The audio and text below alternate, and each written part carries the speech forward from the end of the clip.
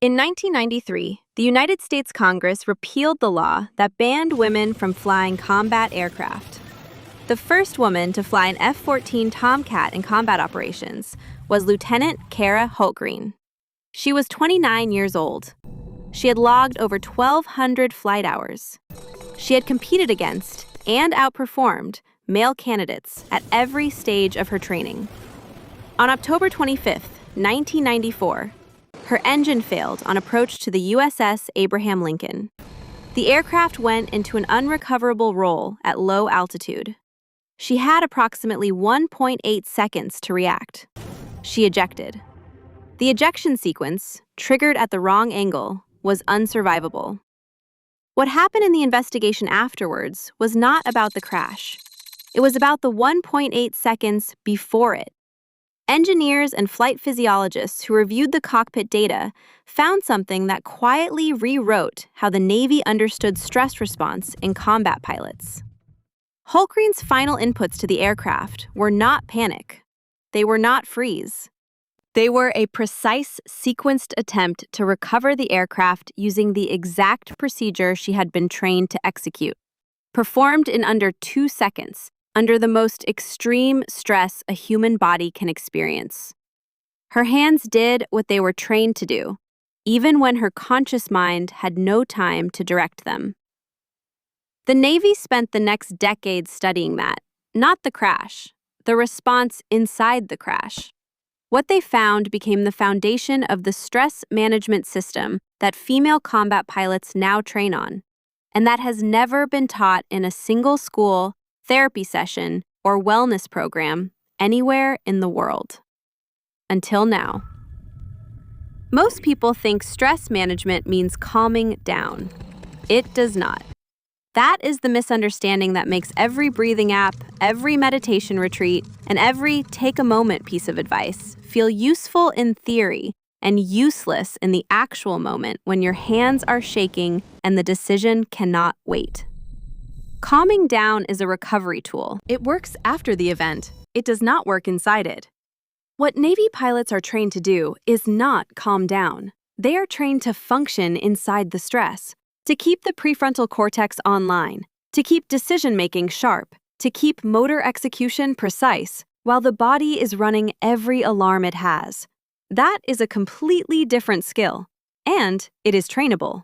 Not over years, not through personality, through 3 specific techniques that the Navy has refined through decades of research on pilots operating in conditions that would shut down an untrained brain in under 4 seconds. Technique 1, the stress inoculation protocol. Here is something the wellness industry will never tell you, because it directly contradicts everything they sell. You cannot manage stress you have never met before.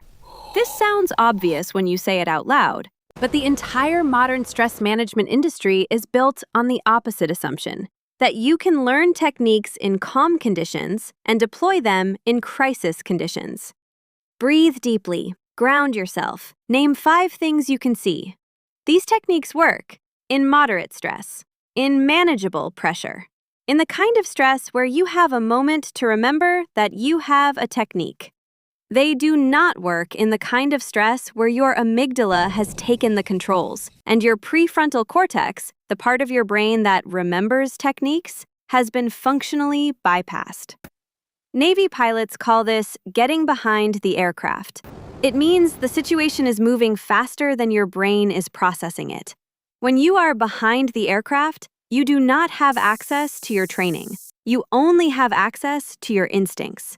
And untrained instincts under extreme stress produce freeze, flight, or catastrophically wrong action. The solution is not better techniques. It is stress inoculation. Stress inoculation means you deliberately introduce the stress before the real event. Not to practice the technique in calm conditions, but to practice the technique while your body is already running the stress response. You train the nervous system to execute the right behavior while under load, not before the load arrives. For Navy pilots, this means full-scale simulations with real physiological stress, G-force, oxygen deprivation, spatial disorientation, while executing procedures. The procedure has to be practiced inside the stress, so the neural pathway between stress trigger and correct action gets burned in. Your version does not require a flight simulator. It requires deliberate, uncomfortable practice environments.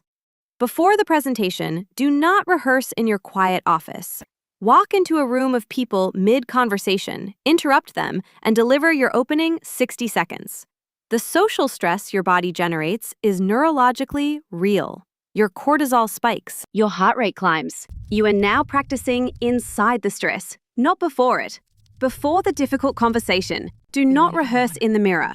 Call someone you respect and tell them something you find genuinely uncomfortable to say. The discomfort is the point. You are not practicing the words. You are practicing the neural pathway between stress activation and clear speech. Hultgreen's hands executed correctly in 1.8 seconds because that pathway had been burned in through hundreds of inoculation sessions. The stress was familiar. Her body had a road already built. Build the road before you need it. Technique 2. The altitude call. Inside every Navy fighter cockpit is a protocol that sounds almost insultingly simple until you understand what it is actually doing. It is called the altitude call. At any point during a high-stress maneuver, either pilot can call out their current altitude, not because the other pilot does not know it, but because the act of verbalizing a concrete, observable, present-moment fact forces the prefrontal cortex back online. Here is the neuroscience behind why this works. Under acute stress, the brain's threat detection system narrows attention to the perceived threat. This is useful for running from predators. It is catastrophic for complex decision-making because it collapses your perceptual field.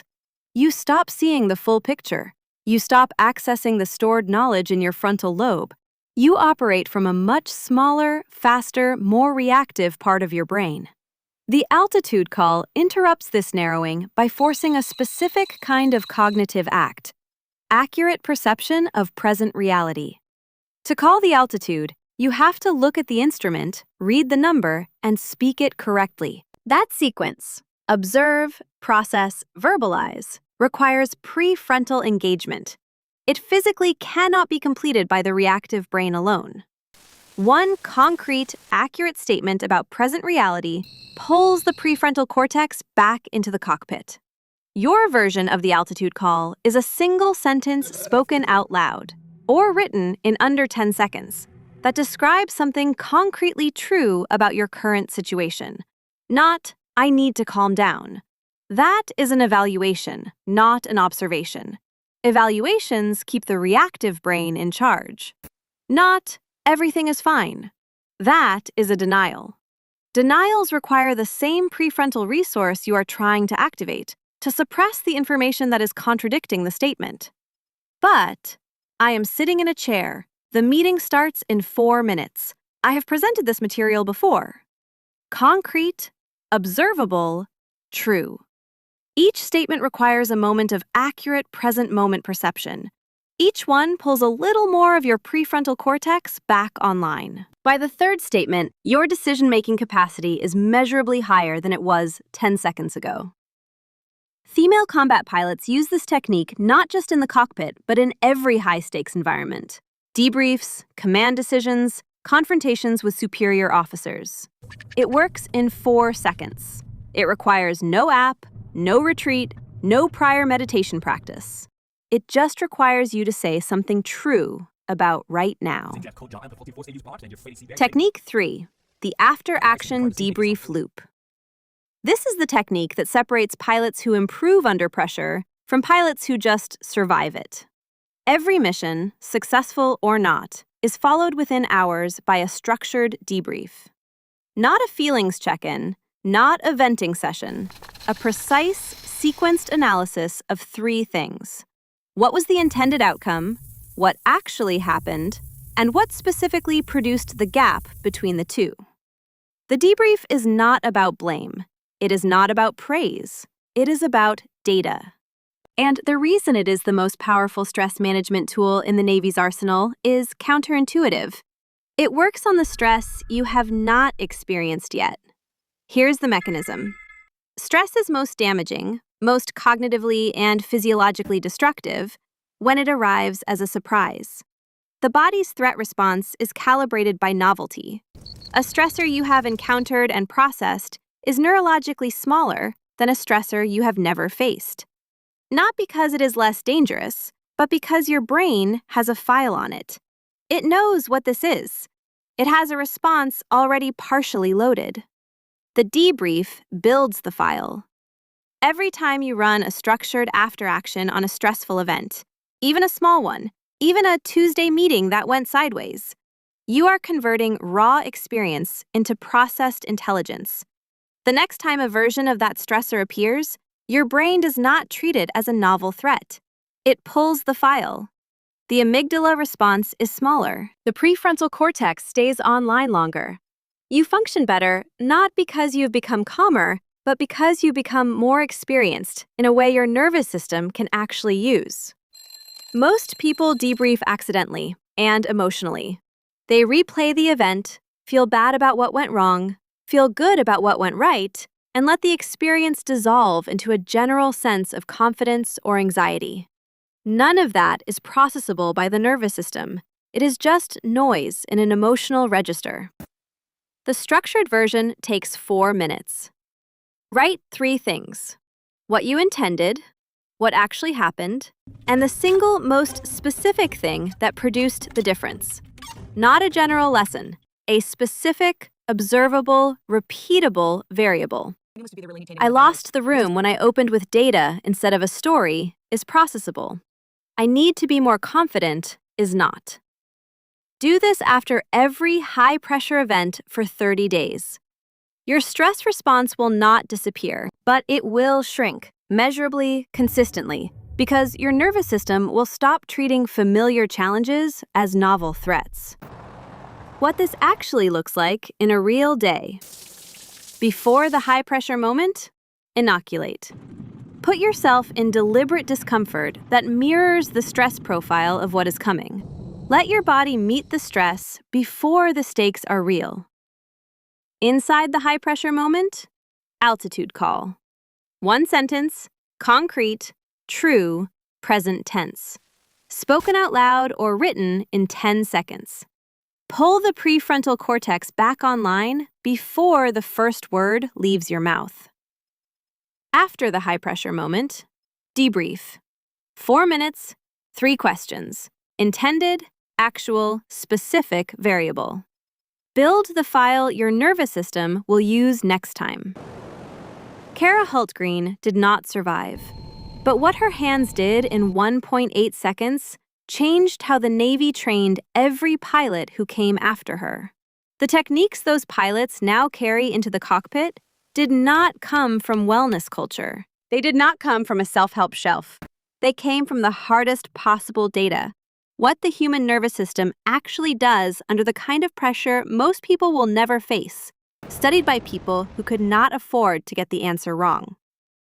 You will probably never land on a carrier deck in the dark, but the meeting, the confrontation, the decision, the moment where your hands need to do the right thing before your mind has time to direct them, that is coming. Your nervous system can be ready for it. Now you know how.